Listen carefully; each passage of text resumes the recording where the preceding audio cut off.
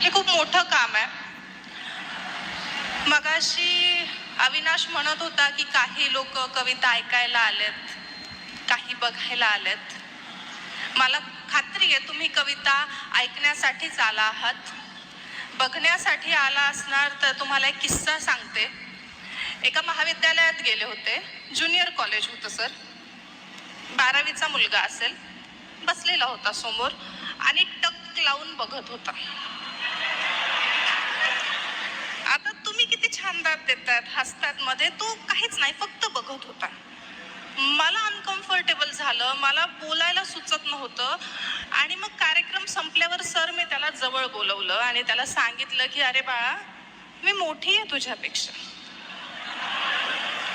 Sir इतक्या कॉन्फिडन्सने sir तो बोलला, आम्हाला आमच्या कांगणे सरांनी सांगितलंय की मोठी स्वप्न बघायची.